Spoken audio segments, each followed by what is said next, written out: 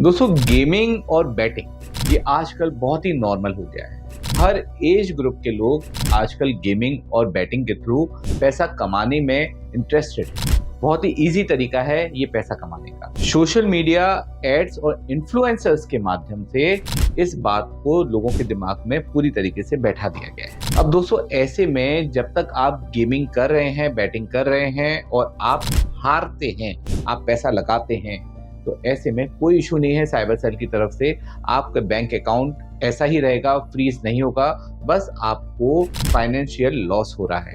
लेकिन अगर आप कुछ फंड रिसीव करते हैं, आप जीतते हैं और आपने उस जीते हुए अमाउंट को विड्रॉ किया अपने बैंक अकाउंट में, तो आपका बैंक अकाउंट साइबर सेल कभी भी फ्रीज कर सकता है। उस पर डेबिट फ्रीज लगा दिया जाता है और आपके खिलाफ एक लीगल एक्शन लिया जाता है। आपके खिलाफ एक कंप्लेंट फाइल होती है, एफआईआर तक हो सकती है और आपके लिए भविष्य में लीगल इश्यूज बन जाते हैं। तो दोस्तों ऐसे में प्रश्न ये उठता है, क्या गेमिंग करना, बैटिंग करना इलीगल है या लीगल है? साथ ही दोस्तों क्या गेमिंग करने पर हमारे बैंक अकाउंट फ्रीज हो जाते हैं या फिर इसके पीछे कोई और कारण है? और क्या हम करें जिससे हम इस प्रकार की समस्या से हमेशा बचे रहें? तो दोस्तों वीडियो बहुत ही इंटरेस्टिंग होने वाला है।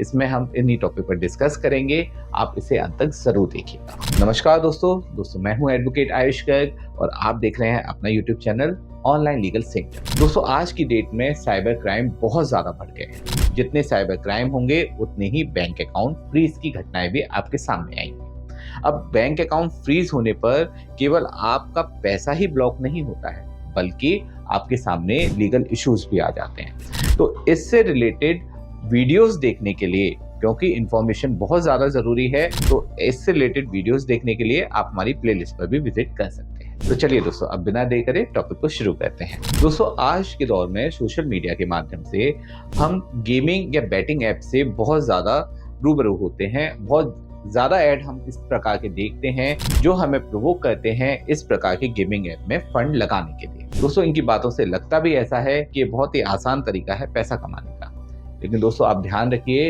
ये एक जाल है जिसमें आप फंसते ही आप अपना पैसा तो गवाएंगे ही गवाएंगे, साथ में आपके सामने लीगल इश्यूज आ जाएंगे साइबर क्राइम से रिलेटेड और आप अपना सुख चैन भी गवा देंगे। तो दोस्तों सबसे पहले हम ये जानते हैं कि गेमिंग ऐप से जीतने पर हमारा बैंक अकाउंट आखिर क्यों फ्रीज हो जाता है। दोस्तों आप ध्यान रखिए, जब तक आप गेमिंग ऐप में फंड लगा रहे हैं आपको कोई इशू नहीं आएगा। आप अगर उसमें हारते हैं तो भी आपको कोई इशू नहीं आएगा, लेकिन अगर आप कभी भी उसमें फंड को जीतते हैं तो वो फंड जैसे ही आप अपने अकाउंट में विड्रॉ करते हैं आपका bank account cyber cell freeze कर देता है या उस पर एक पर्टिकुलर अमाउंट का लीन लगा देता है। इसका रीजन होता है, सीधा सा एक रीजन है कि आपके बैंक अकाउंट में साइबर क्राइम का फंड आ गया है, जिसकी वजह से आपका बैंक अकाउंट फ्रीज किया गया है।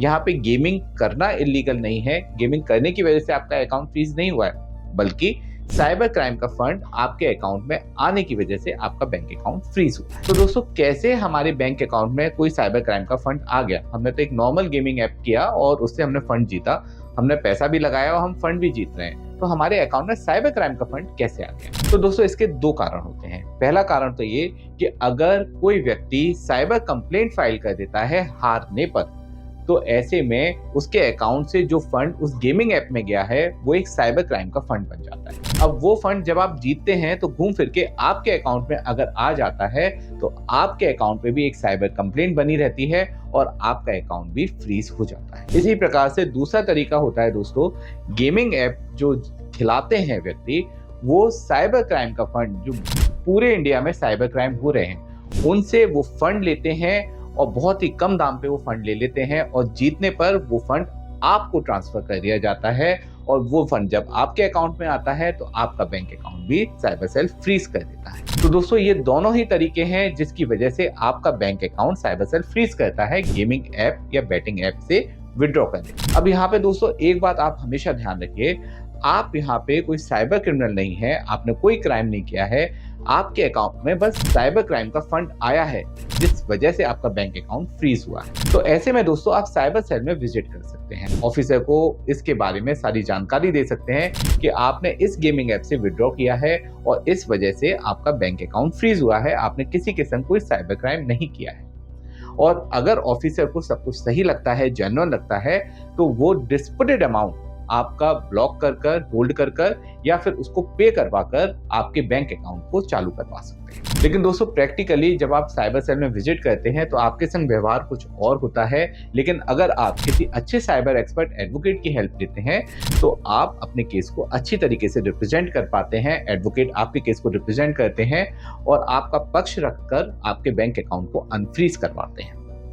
जरूरत पड़ने पर दोस्तों अगर साइबर सेल हमारे अकाउंट को अनफ्रीज नहीं करता है तो हम कोर्ट की भी हेल्प ले सकते हैं और आपके अकाउंट को अनफ्रीज करा सकते हैं।